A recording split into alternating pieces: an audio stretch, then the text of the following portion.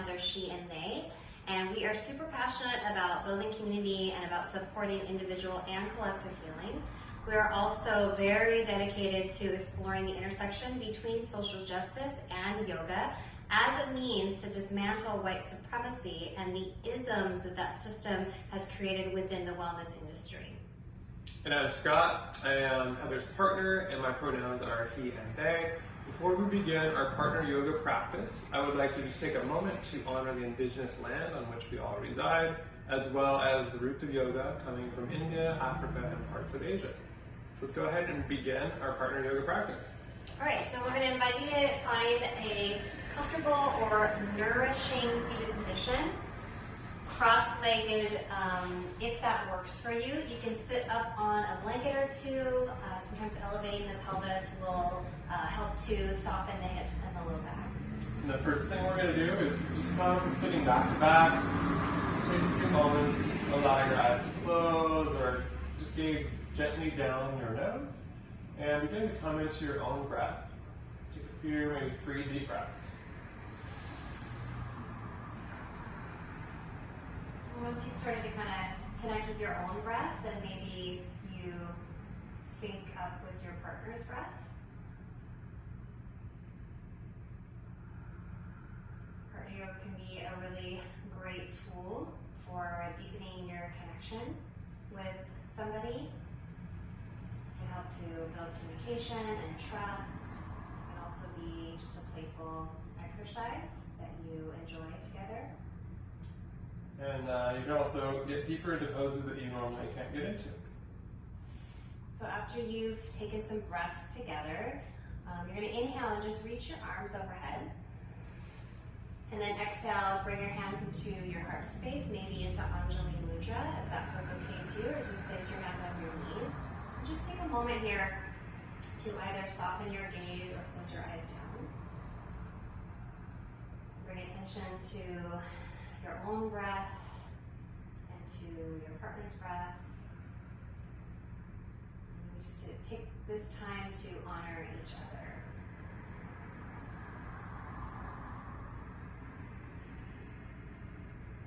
And as you inhale, you're going to open your arms out wide.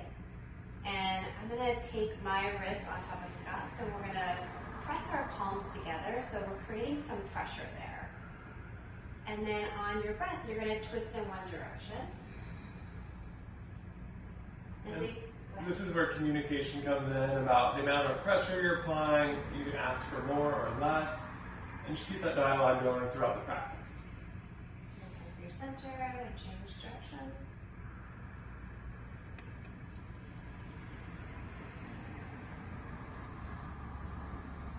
And then come through center. And then we're going to go ahead and just lock elbows here. And you'll bring your feet onto the floor in front of you. Make sure that your feet aren't on something that's slippery. So either a sticky mat or a hardwood floor, carpet you might slip on, so you might want something grippy underneath your feet. So you're going to be pressing into the ground as well as pressing into each other's back. So this might take a couple tries, maybe 2 or 3 tries.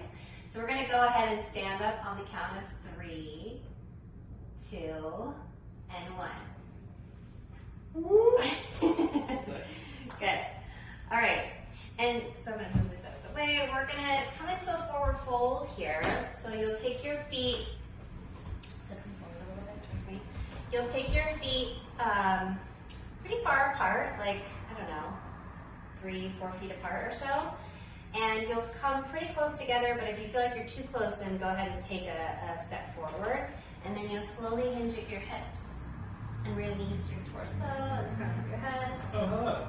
Right. So you want to be close enough where you can reach between your legs and catch hold of each other's wrists here.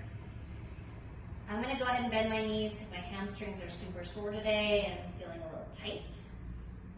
And then what you can do to increase the stretch is start to rock your weight forward. So communication and some trust is important here. And also remember that you're building trust with each other. So if you feel kind of annoyed or it gets a little awkward, it's okay. It's totally normal when you're doing partner yoga work. And then after a couple breaths, You'll want to give each other's weight back to them, right? So you don't want to let go when you're leaning forward. You want to kind of bring the weight back into your heels, bring your hands to the floor, and then you can take your hands up onto your hips. I'm going to bend my knees even deeper and kind of push down as I rise up. Good. And then you're going to turn and face each other from here. And you're going to stand about, I don't know, a foot or 2 feet apart, depending on the length of your arms. And you're going to catch hold of each other's wrists. And then we're going to come into another forward fold. So here's where you can kind of walk your feet back and adjust how far apart you are. And we're pulling our weight against one another, getting deeper into the stretch than you can on your own. And also using that communication and playfulness to kind of give and take and find that sweet spot where you can just rest and relax into each other's energy here. So this feels a lot like a downward facing dog. And I'm bending my knees, and that actually helps me feel even more stretch in my low back. Scott's legs are a little bit straighter.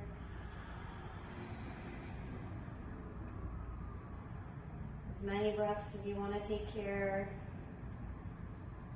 And then to come up, you're going to bend your knees and just walk towards each other. Maybe release your arms and just take a break in between. We're going to stay facing each other, and we're going to come into chair, and we're going to do some more twisting. Okay? Okay. Just like to bend your knees. So now you're going to hold on to the same wrist here. So right to right, left to left. The arms are crossing over.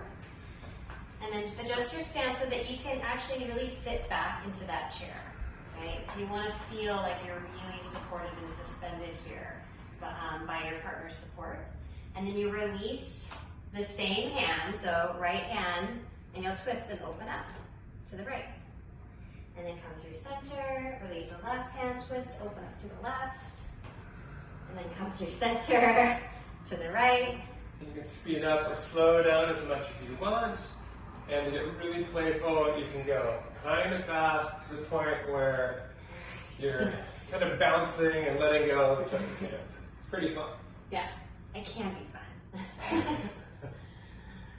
Good, and then come back through center, and maybe you want to just hold and kind of give your low back a little stretch. And then come up and release. All right. So now we're going to come into child's pose. So one person is going to be sort of the support, and the other person is going to be able to then receive. So Scott's going to come into child's pose. He's got obviously some padding under his knees. You could also take a blanket and place it behind your knees, especially if being in child's pose bothers your knees can be together or wider apart. And then I'm going to come and sit down on his low back, sacrum, so the kind of the lowest part of the spine. If there's a bigger height difference between you and your partner, you might need to scooch down a little lower. When you come over their back, you want your head to land kind of right in between their shoulder blades at the base of their neck, but not landing on their head. So just take a moment here and kind of find your balance, find your breath. If I open my arms out wide, I start to feel that stretch through my chest, pecs. You might explore reaching the arms overhead. Now I feel a bigger stretch through my belly. Maybe your partner catches hold of your wrists. And then if you feel balanced, you could extend the legs. But if you feel like you're rolling right to left, then you can just go ahead and place the feet back down. So the support person is getting a stretch in their low back and spine, and then I'm definitely getting a stretch to the front of my spine, my belly, my chest. And then when you're ready to release, place your feet back down. I'm going to take my hands onto his low back and just slowly press myself up. And you can take your time and switch places at this point. We'll move on to the next stage just so you know where we're going. Yeah. So go ahead and Scott's going to come onto his back. This is a great place to end a practice together. This is a very abbreviated partner yoga practice. We have lots more moves we wish we could share with you today, but this is called driving the bus. So his knees are into his chest, and he's gonna just let his knees open, and his legs are very relaxed here. So he's kind of just trusting me to hold onto his feet. And then I'm gonna like rock his knees a little side to side. So imagine his legs are like the big brown wheel of a metro bus. You're just driving the bus. How's that feel? Feels really good. So you know when you're doing something with your partner and it's not great, right? Usually there's kind of a look on their face, like a furrowed brow, or it's like, how's this feel? It's okay, right? It needs to be, or you want it to be like, oh, this feels good, or yes, this is great, you know, noticing that they're just relaxed in whatever you're doing, or having a good time. So then I'm gonna catch hold of his heels, and I'm gonna start to stretch his legs forward, very gently. And then again, I'm gonna rock a little side to side. Giving a gentle pull on the low back. And then after that, just slowly just lower the heels down. Let the feet roll open. You can come to their neck. I'm gonna place my hands on his shoulders and just kind of press out and down. Just an opening for the chest. Maybe kind of go side to side.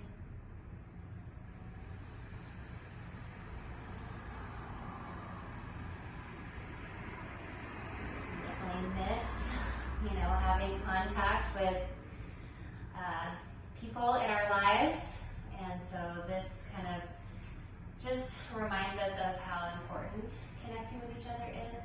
So we do hope that you can find somebody in your life either that's living currently in your home or that is in your sort of pod that you can explore some of these practices with today or any other day.